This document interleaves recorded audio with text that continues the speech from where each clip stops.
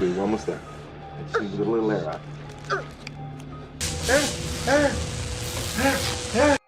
Hello दोस्तों, welcome to हॉररलैंड।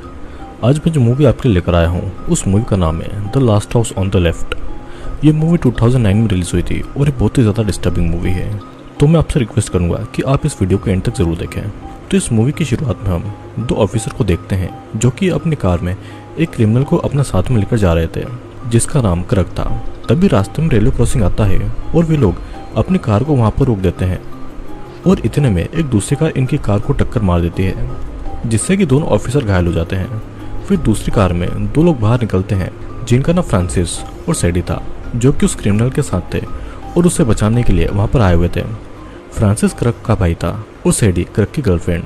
फिर इसके बाद वे तीनों मिलकर उन ऑफिसर को बुरी तरीके से मार देते हैं। अब सीन शिफ्ट होता है और हमें 17 साल की एक लड़की दिखाई जाती है जिसका नाम मेरी था जो कि एक स्विमर थी। उसके पेरेंट अपनी लाइफ में इतना ज़्यादा बिजी थे कि वो अपनी इकलौती बेटे के साथ ज़्यादा टाइम स्पेंड नहीं कर पाते थे। मेरी के फादर जॉन जो कि प्रोफेशन से एक डॉक्टर थे और एमा जो कि मेरी की मॉम थी। ये लोग मिलकर अपने एक लेक हाउस में वेकेशन मनाने के लिए जाते हैं जहाँ पर पहुँचने के बाद में हमें पता चलता है कि मेरी का एक भाई भी था और इसके बाद मेरी अपने पेरेंट्स से अपने फ्रेंड के पास जाने के लिए परमिशन लेती है, लेकिन उसकी मॉम उसकी सेफ्टी के लिए थोड़ा कंसर्न थी तो इस वजह से वो उसे जाने नहीं देना चाहती थी। लेकिन उसके फादर उसे जाने देने के लिए हाँ कर देते हैं और कार की चाबी के साथ कुछ पैसे भी उसे दे देते हैं। फिर मेरी अपनी एक फ्रेंड के पास पहुंचती है जिसका नाम पेज था जो कि सिटी के साइड एक स्टोर में कैशियर का काम करती थी। फिर बात करते करते दोनों का ध्यान एक लड़के पर जाता है जिसका नाम जस्टिन था जो कि उन्हें बहुत देर से देख रहा था। फिर जस्टिन पेज से एक सिगरेट का पैकेट मांगता है लेकिन वो भी अंडर एज था जिस वजह से पेज उसे सिगरेट का पैकेट देने से मना कर देती है, जिस पर जस्टिन उसे लालच देता है कि अगर वो उसे पैकेट दे देगी तो वे सभी मिलकर एंजॉय करेंगे। और फिर जस्टिन की इस बात पर पेज मान जाती है और जब जस्टिन सिगरेट के बदले उसे पे करने के लिए अपनी पॉकेट से पैसे निकालता है लेकिन हम देखते हैं कि उसके एक नोट पर ब्लड लगा हुआ था जिसे वो फटाफट छुपा लेता है। फिर वे तीनों मिलकर जस्टिन के घर पर पहुंचते हैं लेकिन मेरी घर के अंदर नहीं जाती है और उन दोनों का बाहर ही वेट कर रही थी। फिर पेज बहुत देर तक वापस नहीं आती है तो मैरी उसे देखने के लिए घर के अंदर जाती है। वो देखते हैं कि पेज और जस्टिन नशा कर रहे थे और पेज के इंसिस्ट करने पर मैरी भी उसे ज्वाइन करने के लिए मान जाती है। तभी मैरी के पास में उसकी मॉम का कॉल आता है और मैरी उनसे पेज के साथ नाइट स्पेंड करने के लिए परमिशन मांगती है। इतने में फोन का सिग्नल चला जाता है और पूरी बात हुए बिना ही फोन कट हो जाता है। अब वे तीनों मिलकर बहुत इंजॉय करते हैं। तभी वहाँ पर जस्टिन की फैमिली आ जाती है और ये वही लोग थे जिन्होंने उन ऑफिसर को मारा था। फिर हमें पता चलता है कि जस्टिन क्रग का बेटा है और फ्रांसिस जस्टिन का अंकल। क्रग जस्टिन पर बहुत नाराज होता है और कहता है कि पुलिस मेरे पीछे पड़ी हुई है और तुम यहाँ पर लड़कियों के साथ में मजे कर रहे हो। फिर इसके बाद क्रग उन लड़कियों को किडनैप कर लेता है जिस पर मेरी कहती है कि वो उन सभी के बारे में किसी को नहीं बताएगी, लेकिन फिर भी क्रग उन्हें नहीं छोड़ता है। अब मेरी जस्टिन से हेल्प मांगती है लेकिन जस्टिन मजबूर था और उनकी हेल्प वो नहीं कर पाता है। फिर पेज वहां से भागकर पुलिस को कॉल करने लगती है लेकिन फ्रांसिस उसे पकड़ लेता है और वो उसका फोन तोड़ देता है और उसके साथ ही वे लोग मेरी का भी फोन तोड़ देते हैं। अब बाद में वो लोग उन दोनों लड़कियों को किडनैप करके वहां से जाने लगते हैं और तभी रास्ते में मैगी को समझ आता है कि ये वही रास्ता है जो कि उसे लेक हाउस ले जाता है। ये देखकर मेरी चालाकी दिखाकर कार से भागने की कोशिश करती है लेकिन तभी कार का एक्सीडेंट हो जाता है और पेज मौका पाकर वहां से भाग निकलती है लेकिन फ्रांसिस और सैडी उनका पीछा करने लगते हैं। अब भागते भागते पेज एक फैक्ट्री की तरफ आ जाती है और वहां पर मदद के लिए पुकारने लगती है, लेकिन इतने में ही वे दोनों आकर पेज को पकड़कर अपने साथ में वापस ले जाते हैं। अब क्रग जस्टिन से मेरी और पेज में से किसी का रेप करने के लिए उसे कहता है लेकिन जस्टिन ऐसा नहीं करना चाहता था और इधर पेज उन सभी को गाली देने लगती है जिस वजह से गुस्से में आकर क्रग और फ्रांसिस उसे चाकू से स्टेप करके मार डालते हैं। और फिर क्रग मेरी के पास में आकर बहुत ही बुरी तरीके से उसका रेप करता है और उसका रेप करने में सैडी भी उसकी हेल्प कर रही थी। फिर बाद में मेरी एक पत्थर उठाकर क्रैग के चेहरे पर मारकर वहां से भागने लगती है और भागते भागते वो नदी तक पहुंच जाती है।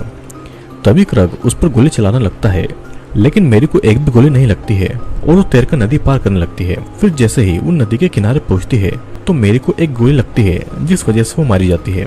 अब ये सभी लोग वहां से निकलकर एक लेक हाउस में मदद मांगने के लिए जाते हैं क्योंकि फ्रांसिस की नाक पर चोट लगी हुई थी और ये लेक हाउस एमा और जॉन का ही था, यानी कि मेरी के पेरेंट का। लेकिन इन चारों को ये बात नहीं पता थी और इस वजह से ये लोग उन दोनों से हेल्प मांगते हैं। फिर जॉन और एमा उन्हें अंदर लेकर जाते हैं और जॉन फ्रांसिस का ट्रीटमेंट करता है। एमा फिर उन्हें आज की रात वहीं पर उनके गेस्ट हाउस में रुकने को कहती है, क्योंकि बाहर बहुत ही तेज बारिश हो रही थी और उन लोगों के पास में कोई गाड़ी भी नहीं थी। फिर एमा इन सभी को कॉफ़ी बनाकर देती है और कॉफ़ी ख़त्म करने के बाद में जब जस्टिन अपना केप रखने के लिए किचन में जाता है तो फ्रिज पर लगी हुई मैगी की फोटो को देखता है और उसे देखने के बाद में उसे पता चल जाता है कि एमा और जॉन मैरी के पेरेंट हैं, लेकिन वो ये बात किसी से नहीं कहता है। यहाँ पर अब जस्टिन को ये रिग्रेट हो रहा था कि अगर वो उन दोनों को अपने साथ में नहीं बुलाता तो वे दोनों आज जिंदा होती। फिर जस्टिन मैरी का लॉकेट किचन में रख देता है और अब वे चारों सोने के लिए चले जाते हैं। और यहाँ पर एमा और जॉन को बाहर से कुछ आवाज़ें सुनाई देती है, जिसे चेक करने के लिए वो अब बाहर जाता है तो देखता है कि मेरी जख्मी हालत में घर के बाहर पड़ी हुई थी। फिर वे दोनों मेरी को अंदर लेकर आते हैं और एमा मेरी की बॉडी से गोली निकालने के लिए किचन में कुछ सामान लेने के लिए जाती है तो उसकी नज़र मेरी के लॉकेट पर पड़ती है, जिसे लाकर वो जॉन को दिखाती है और कहती है कि जब मेरी बाहर गई थी तो इस लॉकेट को उसने पहन रखा था। और उसे समझ में आ जाता है कि इस लॉकेट को जरूर जस्टिन ने वहाँ पर रखा होगा और इन सभी लोगों ने मेरी की हालत की है। अब जॉन मेरी का ट्रीटमेंट करता है और उसे समझ आ जाता है कि मेरी का रेप हुआ है। इसे देखकर जॉन को सभी पर बहुत गुस्सा आता है और फिर जॉन एमा से बोट की चाबी मांगता है और एमा उसे चाबी ढूंढकर दे देती है, जिसके बाद जॉन जाकर अपनी बोट को पानी में उतार देता है।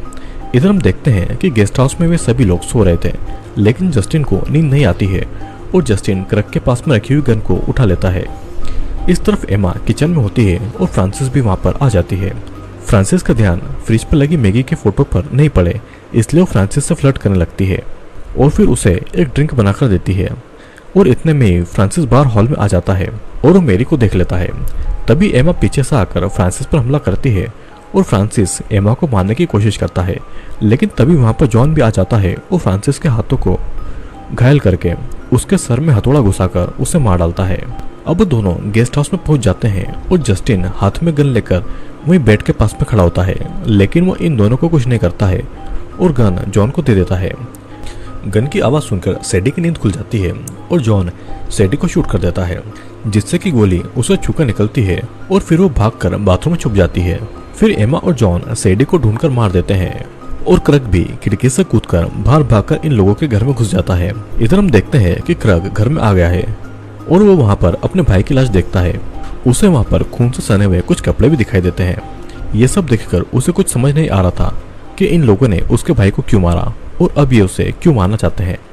तभी वो बोट में मेरी और एमा को देख लेता है और वो सब कुछ समझ जाता है। अब तक जॉन भी क्रग को ढूंढते हुए घर में आ जाता है और फिर दोनों के बीच में लड़ाई होती है, लेकिन कुछ देर के बाद में जॉन क्रग से हारने लगता है तो क्रग उसे प्रोवोक करने के लिए उसकी बेटी मेरी के बारे में वो सब कुछ बोलने लगता है जो कि उसने मेरी के साथ में किया था। इसे सुनकर जॉन को और गुस्सा आने लगता है और फिर वो उठकर फिर से क्रग से फाइट करता है। इस बार क्रग जॉन को मारने वाला होता है कि तभी वहाँ पर क्रग का बेटा यानी कि जस्टिन आ जाता है और क्रग को अपनी गन के पॉइंट पर ले लेता है, लेकिन क्रग उसे गन छीन लेता है और उसे मारने लगता है। तभी पीछे से एमा भी आ जाती है और जॉन और एमा मिलकर क्रग को पीटने लगते हैं, जिससे कि वो बेहोश हो जाता है। फिर अब ये दोनों हस्बैंड वाइफ मेरी और जस्टिन को लेकर अपनी बोट में वहां से निकल जाते हैं। मूवी के आखिर में हम देखते हैं कि जॉन क्रग की बॉडी को काटकर उसे पैरालाइज कर देता है और फिर जब क्रग को होश आता है तो जॉन से पूछता है कि तुम डॉक्टर हो और तुमने मेरे साथ में क्या किया है, जिस पर जॉन उसे जवाब देता है कि अब इसमें तुम्हें मजा आने वाला है। और फिर वो क्रग के सिर को माइक्रोवेव में रखकर माइक्रोवेव को ऑन कर देता है, जिससे कि क्रग को तकलीफ होने लगती है और कुछ ही देर में क्रग का सर फट जाता है और वहीं पर मारा जाता है। और इसी के साथ में ये मूवी यहीं पर एंड हो जाती है। दोस्तों, इस मूवी में हमने एक 17 साल की लड़की मेरी को देखा, जिसके पेरेंट अपने काम की वजह से उसे समय नहीं दे पाते थे, लेकिन वो उसे टाइम देने के लिए वेकेशन पर जाने का प्लान करते हैं। फिर वो अपने जंगल में बने एक लेक हाउस पर आते हैं, जहाँ पर मेरी अपने फ्रेंड के साथ में एक लड़के के घर पर जाती है, जहाँ पर उन्हें किडनैप कर लिया जाता है। वे लोग मेरी का रेप भी करते हैं और उसे मारने की कोशिश भी करते हैं, लेकिन जब मेरी के पेरेंट को इस बारे में पता चलता है तो वे उन सभी लोगों से अपनी बेटी के रेप का बदला लेता। दोस्तों, इस मूवी में हमने देखा कि कैसे एक पिता ने अपनी बेटी के रेप का बदला उन लोगों को बड़ी बेरहमी से मार कर लिया। वो देखा जाए तो मेरी के पेरेंट ने ठीक ही किया, क्योंकि अगर उन रेपिस्टों को कानून के हवाले भी कर दिया जाता तो फिर से छूटकर वो लड़कियों के साथ में बुरी हरकत करते हैं। मेरा तो ऐसा मानना है कि हर रेपिस्ट के साथ में ऐसा होना चाहिए ताकि किसी भी लड़की के साथ में रेप ना हो। दोस्तों मैं उम्मीद करता हूँ कि आपको ये वीडियो पसंद आया होगा। वीडियो अगर पसंद आया हो तो वीडियो को लाइक करके कमेंट जरूर करना। मैं आपके हर कमेंट का रिप्लाई जरूर करूँगा। तो अब मैं आपसे मिलूंगा अगले वीडियो में।